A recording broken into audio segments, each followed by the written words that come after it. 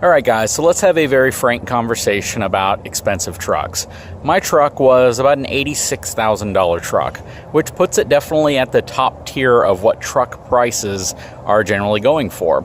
My truck specifically has the King Ranch package, which is one of the 3 top tier trims that Ford offers on their pickup truck line.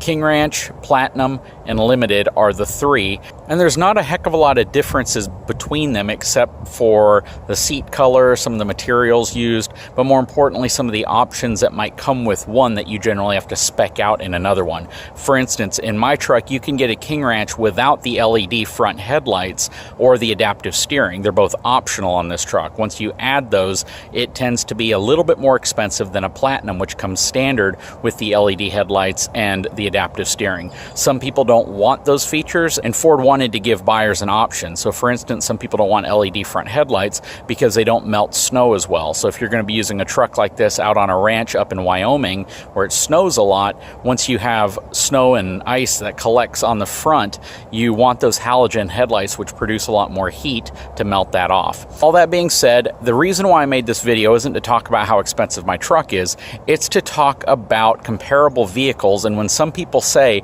you shouldn't get a truck that costs $85,000 to $100,000, what type of vehicle do you think you should get for that price? All right, guys, so in my opinion, it is really hard to beat the value of a pickup truck. You get so much utility out of it, so much space, so much practical use out of it, and even though the price of these trucks are skyrocketing, they're getting very, very high, I still believe for the same dollar you spend, you get a ton more value in a pickup truck than you get out of a car or an SUV that costs roughly the same amount.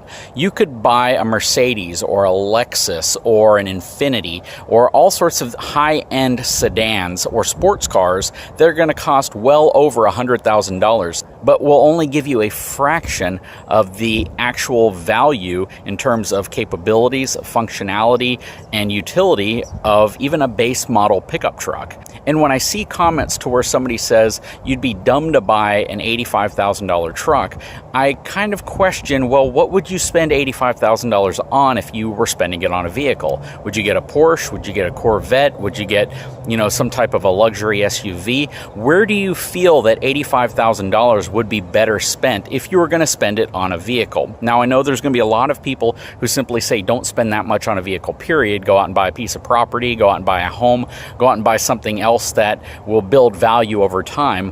When we buy trucks like this, we buy it because we enjoy them. We want the features, we want the benefits of a truck like this. We want to own something that's nice, that has a ton of luxury, a ton of utility, and a ton of practicality. So even if you're paying upwards of $100,000 for a truck, which you can easily do nowadays, you're getting something that by far is going to give you more utility and use than a sports car. Sports cars and luxury sedans are going to be smaller. They're not going to be able to carry as much. They're not going to be able to tow as much. You're not going to have space in the back to do work. You're not going to have a lot of the functionality that you get from a full-size pickup truck. So when I get a truck like this, I don't see it as I'm spending $85,000 on a truck. I see it as I'm spending $85,000 on a vehicle that gives me 100 times more functionality and utility than a car or most SUVs. Now, we own an SUV, so we have that capability of having that enclosed space if we need it, if we have to carry more people with us, if we need a vehicle that has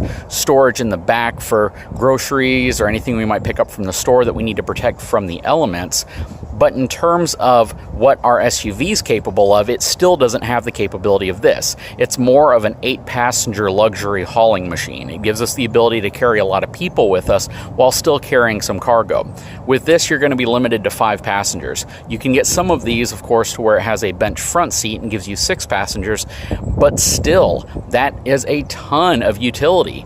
I can carry so much stuff in the back. I can carry stuff in the back while I'm towing something, while I'm going over rough conditions because it's 4-wheel drive, while I still have the ground clearance to go above high water in case it's raining hard, while I still have the protection of a really strong cab and the comfort and luxuries of a luxury sedan. So at the end of the day, it's really hard for me to understand the argument when somebody says, hey, for 85 grand, you could have bought a Porsche, or you could have bought a Corvette, or you could have bought something else that in their opinion is a better value, but in my opinion is a horrible value.